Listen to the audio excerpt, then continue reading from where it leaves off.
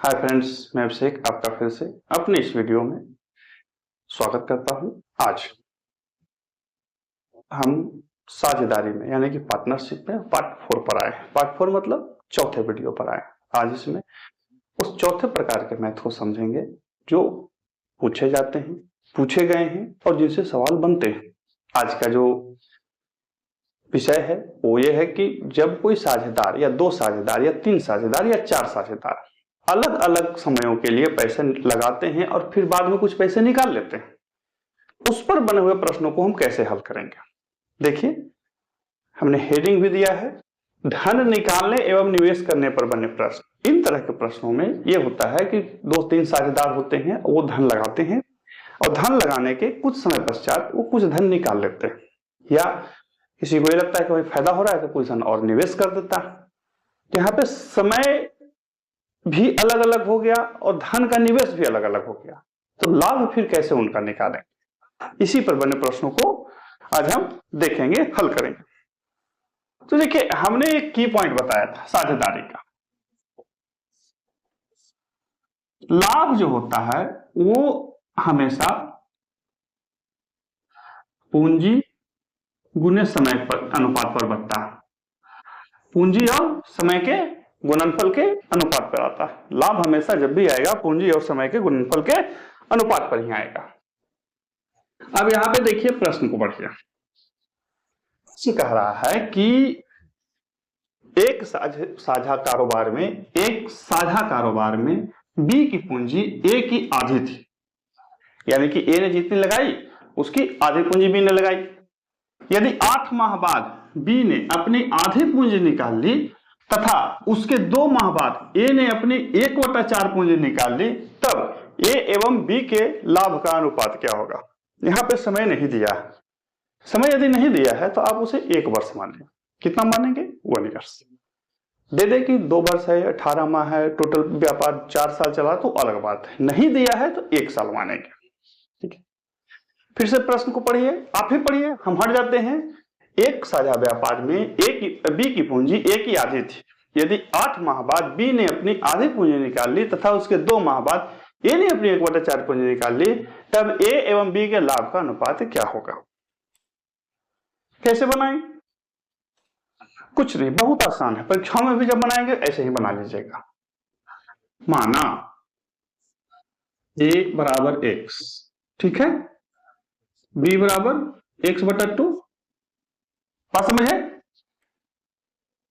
8 माह बाद बी ने अपनी आधी पूंजी निकाल ली। 8 माह बाद बी की पूंजी बराबर इसका आधा निकाल लिया, यानी कि x/2 में से x/4 निकाल लिया। यही होगा ना, x/2 घटाओ x/2 का आधा, यानी कि x/2 घटाओ x/4 होगा या नहीं होगा। 2x घटाओ x बटा कितना, 4 होगा। नहीं, ऐसा नहीं होगा। क्यों नहीं होगा?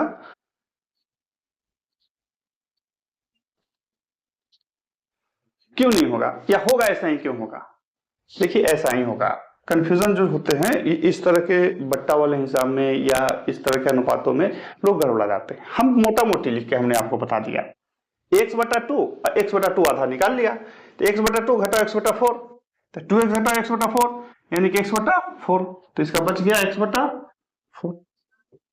अब कहें कि श्रीमान ये अलग का है किए, अलग इसलिए किए कि हम पूंजी को निकाल लें। अब देखिए, 8 माह के 2 माह बाद यानी कि 10 माह बाद ए की पूंजी बराबर, ए की पूंजी कितना, 1/4, तो x घटाओ x/4 यानी कि 3x/4 बन गया हिसाब। देखिए, यहां पे हमने आपको समझने के लिए बताया, माना ए की पूंजी x, तो 10 माह बाद, यहां देखिए कि कंफ्यूजन करने के लिए क्या कहता, 8 माह बाद निकाला था, 8 में 2 और जोड़ दीजिए तो 10 माह बाद, तो 10 माह बाद ए की पूंजी x में से x/4 घटा दिए तो 3x/4, बी की शुरुआती पूंजी थी x/2, 8 माह बाद रह गया x/4, हो गया। अब निकालना है लाभ का अनुपात क्या होगा, लाभ का अनुपात। ऐसे था कि एक वो साधारण हिसाब से भी आपको बता सकते थे, लेकिन उसका कोई जरूरत नहीं, दरकार नहीं। लाभ का अनुपात देखिए, पहला पूंजी था x, ये कै महीना रहा, 10 महीना, 10 महीना रहा, प्लस फिर रहा पूंजी 3x/4, कितना महीना रहा, 2 महीना। रहा या नहीं रहा, सो बताइए, रहा या नहीं रहा, चलिए रहा, ठीक। अनुपात, बी की शुरुआती पूंजी थी x/2, x/2 क्या महीना रहा, 8 महीना, प्लस उसके बाद में x/4 हो गया, x/4 क्या महीना रहा, 4 महीना।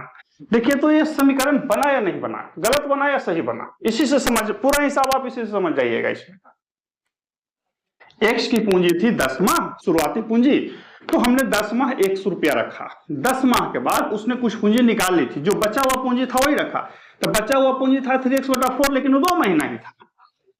x/2 जो पूंजी बी का था वो शुरुआत में 8 माह तक रखा था, तो 8 माह दिए, बाद में वो 4 माह रखा, चूंकि हमने पहले भी बताया समय जब खुलेआम नहीं दिया है तो 12 माह रहेगा।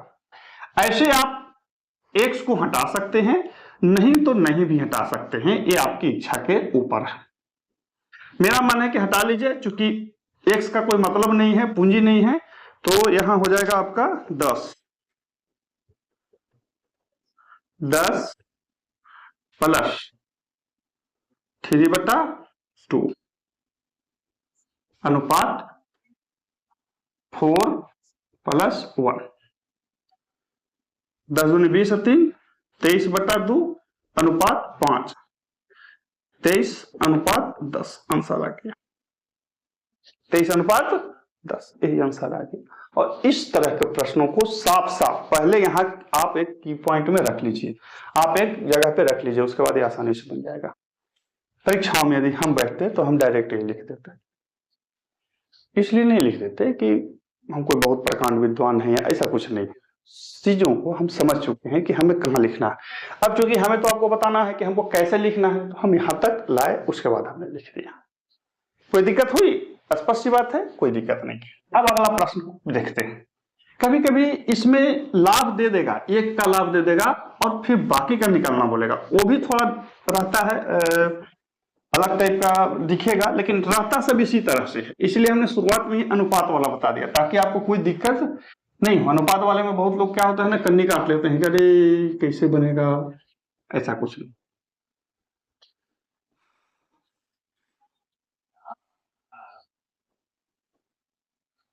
चलिए अगला प्रश्न देखते हैं। अगला प्रश्न जो है वो सीडीएस में पूछा है, ठीक है। कहता है कि तीन व्यक्ति 1/3, 1/4, 1/5 के अनुपात में पूंजी लगाकर व्यापार करते हैं।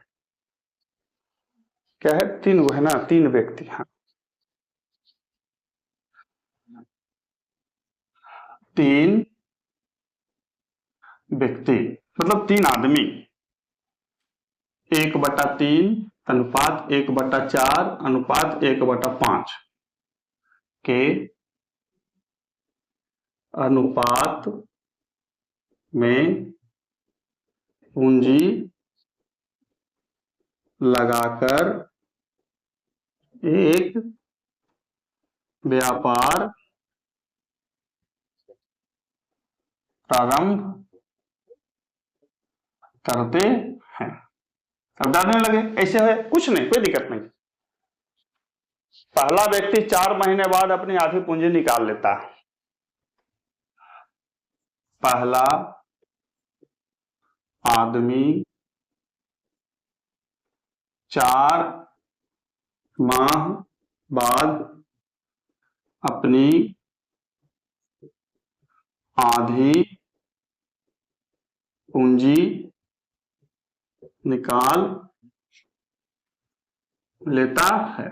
बहुत सुंदर, निकाल लो भाई, कोई दिक्कत नहीं, एकदम चलेगा। यदि व्यापार के में यदि व्यापार में वार्षिक लाभ 96,800 हुआ है, यदि व्यापार में वार्षिक लाभ, यहां वार्षिक लाभ में है मतलब समय 1 वर्ष है, याद रखिएगा वार्षिक लाभ इतना है यानी कि समय 1 वर्ष है। व्यापार वार्षिक लाभ 96,800 हुआ, 96,800 रुपया हुआ, तब उसका हिस्सा, मतलब जो पहला व्यक्ति था हिस्सा है, ठीक है, कोई दिक्कत? यहाँ पे देखिए, यहाँ पे पूंजी दिया हुआ था, निकालना है आपको उसका हिस्सा, ठीक है। यानी कि एक व्यक्ति जो था वो इस तरह से अपना क्या बोलते हैं प्रारंभ किया, प्रारंभ करने के बाद ये अपना कुछ समय बाद पूंजी निकाल लिया है ना, हाँ ठीक है, निकाल लिया। निकाल लेने के बाद यह जो है वो बाकी लोग नहीं निकाले, बाकी लोग का वहीं रह गया, तो इसका हिस्सा ज्ञात करना। क्या करेंगे इसको? देखिए कुछ नहीं, सबसे पहले तीनों के पूंजी अनुपात बराबर, तीनों का पूंजी अनुपात निकाल लेगा, 1/3 अनुपात 1/4 अनुपात 1/5, इसको हटाना होगा। ये तीनों का एलसीएम निकाल लीजिए। क्या निकालेंगे? एलसीएम। एलसीएम कितना आएगा? 60 आएगा। 1/3 गुने 60 अनुपात 1/4 गुने 60 अनुपात 1/5 गुने, हो गया, तो हो जाएगा कितना? 20 अनुपात 15 अनुपात 12। इनकी जो पूंजी अब लगी हुई है 20 अनुपात 15 अनुपात 12 में लगा हुआ है। अब बन गया हिसाब। अब लिखेंगे लाभ का अनुपात, लाभ का अनुपात बराबर, कैसे निकलेगा सो देखिए। अब यहीं पे आपको ध्यान देना, इसकी पूंजी, इसमें कोई चेंजिंग नहीं है, ये इसका समय है 12 साल 12 महीना, इसका भी 12 महीना, इसकी पूंजी बट गई आधा, आधा मतलब 10 रुपया जो है ये 4 महीना के लिए लगाता है, बाकी 10 रुपया ये 8 महीना के लिए लगाता है। जो अनुपात में पूंजी था उसको हम आधा आधा डिवाइड कर दिए। क्या कर दिए? आधा आधा डिवाइड कर दिए। अब कर लेते हैं, 10 गुने 4 प्लस 10 गुने 8 अनुपात 12 गुने 15 अनुपात 12 गुने 12। अब हल कर लीजिए, आपकी इच्छा के ऊपर है कैसे हल करेंगे सो, ठीक है? ठीक है नहीं है सो बताइए। ठीक है, लेकिन यहाँ पे थोड़ा सा चूक हमने कर दिया, ये 20 है नहीं, ये 20 रहेगा, सॉरी, आधा पूंजी तो 4 माह रखा ही था, हमने कहा लगा कि गलत है, नहीं, आधा पूंजी 20 रुपया, 20 हिस्सा जो था या 20 रुपया या 20 करोड़ जो भी है, ये 4 महीना तक रखा, 4 महीना बाद इसने पूंजी आधा कर दिया था, आधा कर दिया तो 20 का आधा कितना होगा? 10 होगा, तो 10 का 8। अब कर लीजिए, 20 चौके 80 प्लस 80 अनुपात 12 15 180 144, यही होगा। कहीं कोई दिक्कत? कहीं कोई दिक्कत है? स्पष्ट सी बात है कि नहीं है। अब इसको हम जोड़ लेते हैं, 160 अनुपात 180 अनुपात 144, कितना से कटेगा? 2 से तो कटेगा, और कुछ कटेगा? 4 से काट देते हैं, 4 से सब कट जाएगा, नहीं लग रहा है कि 4 से कट जाएगा, 4 से काट देते हैं, 40 45 36, नहीं 45 दूनी 90 36 दूनी 72 हो गया।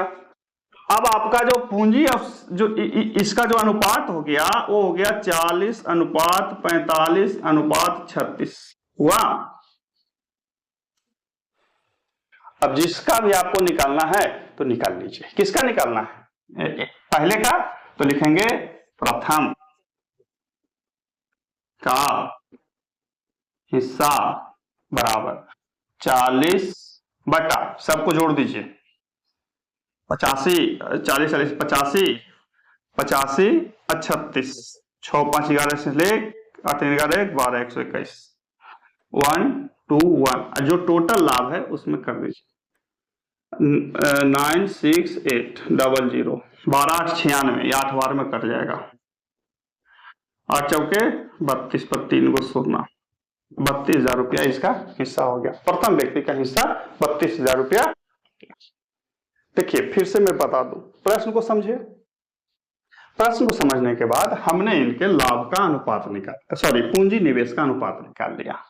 पूंजी निवेश के अनुपात के बाद हमने इनके लाभ का अनुपात निकाल लिया। लाभ का जो अनुपात होता है वो समय अगुने धन होता है। पहले भी हिस्से का जो समय था वो 2 भागों में था। पहला हिस्सा उसका 4 महीना रहा, आधा हिस्सा उसका 8 महीना रहा, तो हमने इसी अनुपात पे इसको निकाल लिया। ये जो एक्चुअल में निकला है ये लाभ का अनुपात है। पहले धन का निवेश का अनुपात निकाला, फिर लाभ का अनुपात निकाल लिया। और हमने बताया था कि पॉइंट की लाभ का जो अनुपात होता है वो धन और समय के गुणनफल के अनुपात के बराबर होता है। धन और समय के गुणनफल के अनुपात के बराबर होता है। कहीं कोई कंफ्यूजन नहीं रखना है। एक वीडियो में या 30 मिनट 20 मिनट 25 मिनट के वीडियो में हम 3 ही हिसाब बताते हैं, 4 ही हिसाब बताते हैं। हम ये नहीं कह रहे हैं कि आप मेरा ही वीडियो देखिए, हम ये कह रहे हैं कि एक बार एक खंड को उठाइए और उसको बनाइए। वीडियो देख के बनाने का मतलब हो गया कि आप की देख करके, कुंजिका देख करके प्रश्नों को हल कर रहे हैं। गेस पेपर हम लोग जब ग्रेजुएशन देते थे ना तो जाते थे परीक्षा देने, पढ़ के तो एक बार भी नहीं जाते थे, तो अब क्या लिखना। तो उसमें एक गेस्ट पेपर आया करता था, बहुत नामी था, नाम सबको जानते होंगे, बोलना क्या, उसी में से लिखते थे। लेकिन ये चेतना थी कि वो प्रश्न अलग है, पूछ अलग रहा।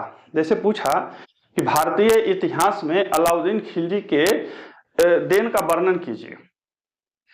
अब वो 2 प्रश्न अलग हो गया, लेकिन वहां जो परीक्षा में जो प्रश्न पूछा या जो गेस्ट पेपर में उसमें अलग दे ले रहता था। उसमें था कि भारतीय इतिहास में अलाउद्दीन खिलजी के उन देनों का वर्णन कीजिए जिसने इतिहास की धारा बदल दी। लेकिन हम लोग को लगता था धुत यही है, लिख दो। सुनते हैं कि जो चेक करने वाले होते थे वो भी बित्ता से नाप लेते थे। अच्छा इसने 1 बित्ता दिया, लो तो इसको 10 नंबर दे दो, जो मैंने सो लिख दो। खैर वैसे कर करके हम लोग पास कर गए तो अच्छे पास कर गए, कोई दिक्कत नहीं है।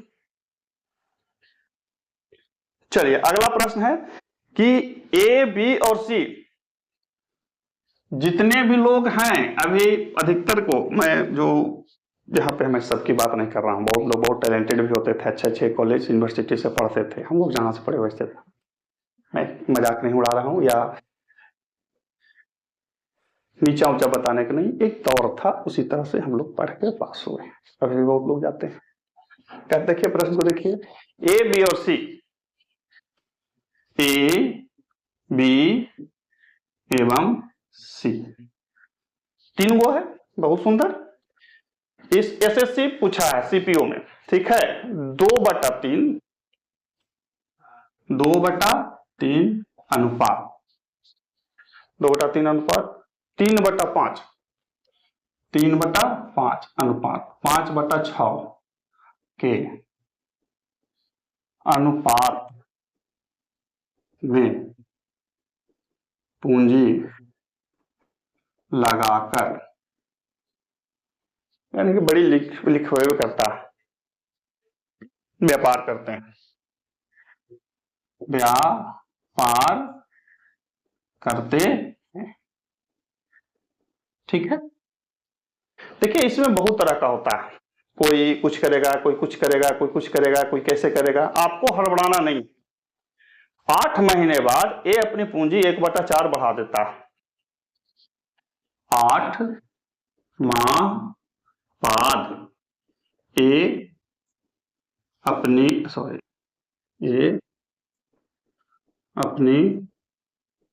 पूंजी 25% बढ़ा, 1/4 का लिखे, इसे लिख देते हैं, बढ़ा देता है।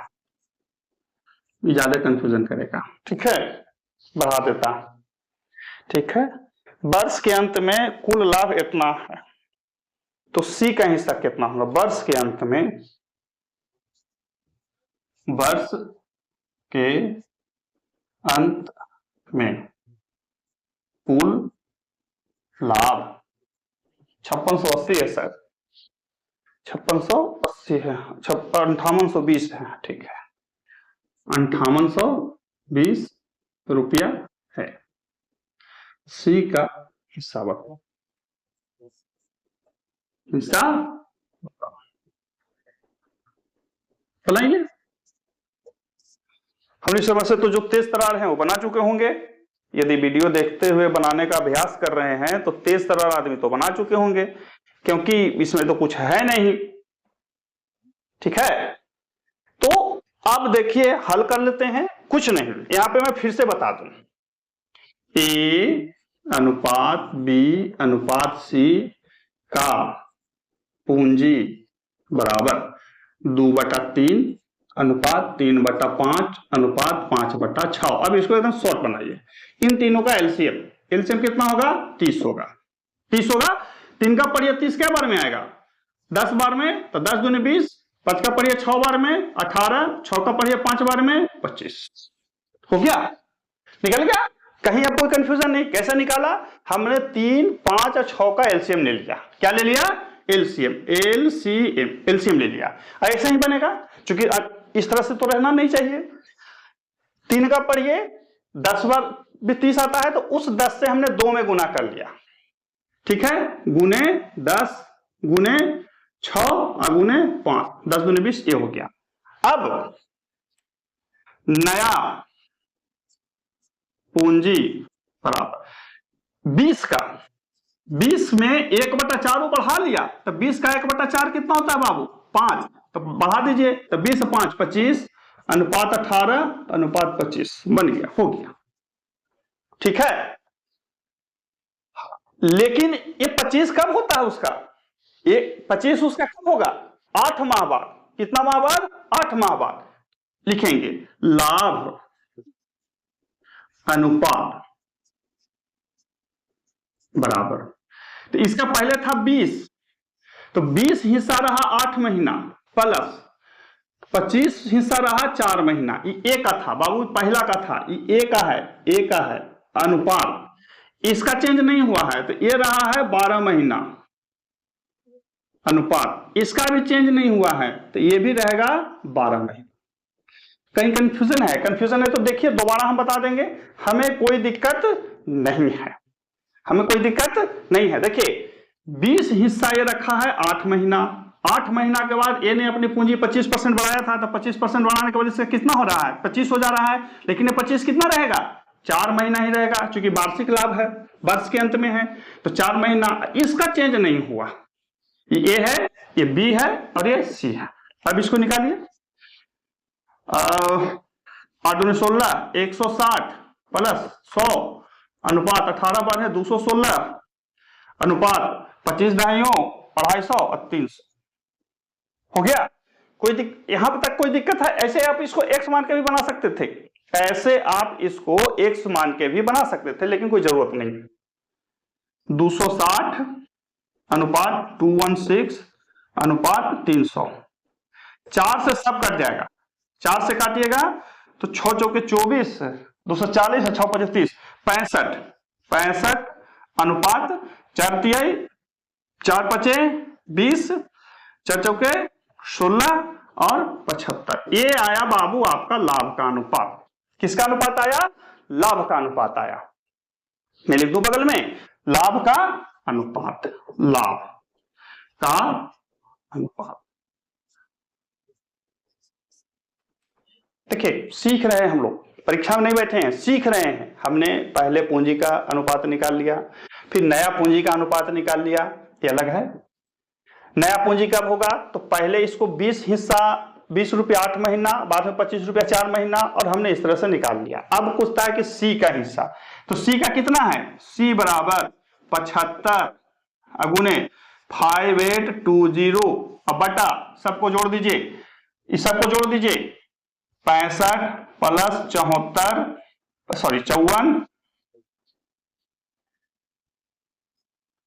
प्लस 75, जो आएगा आपका आंसर आ जाएगा। और ये मैं हल नहीं करूंगा, ये मैं हल नहीं करूंगा। ध्यान रखिए कि ये मैं हल नहीं करूंगा। 5820 गुने 75, 75 क्यों? क्योंकि सी का हिस्सा है। 65 प्लस 54 प्लस 75 क्यों? क्योंकि ये सबका हिस्सा है, सबके हिस्सा से भगा दे देंगे। जो हल करके आएगा वही आपका आंसर आएगा, और इस आंसर को आप कमेंट करेंगे। ये था आज उस आधार पर बने प्रश्न जहां पे धन निकालने एवं निवेश करने पर प्रश्न बनते हैं, लेकिन यही नहीं बनते हैं, और भी आते हैं। तो उसके लिए मैं अगले वीडियो में आपके सामने आऊंगा, नेक्स्ट वीडियो में। फिर मिलते हैं, तब तक के लिए बाय।